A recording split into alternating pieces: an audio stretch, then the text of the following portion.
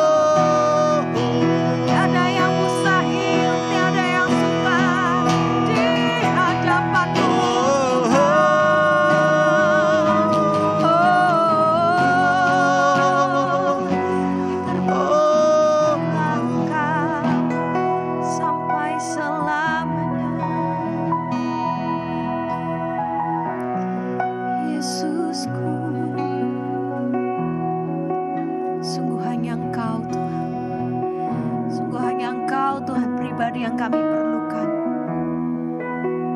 Di sepanjang hidup kami telah melihat bagaimana Engkau memelihara hidup kami. Bagaimana Engkau mengatur, merancangkan segalanya buat kami indah, Tuhan. Oleh sebab itu kami tidak mau lepas dari-Mu, Tuhan. Terus genggam kami, Tuhan. Kami mau terus hidup bergantung sepenuhnya hanya kepada Tuhan. Kaulah nafas kami.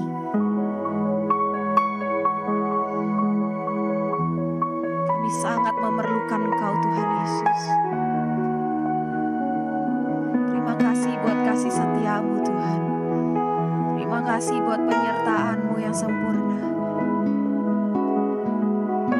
Kami sangat bersyukur punya Allah seperti Engkau. Terima kasih, Tuhan.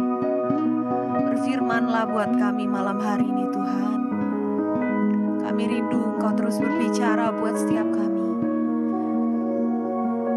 Kami rindu mendengar suara-Mu, Tuhan. Kami rindu mendengar isi hati-Mu. Terima kasih, Tuhan. Dalam nama Tuhan Yesus Kristus, kami sudah berdoa dan mengucap syukur. Haleluya. Amin.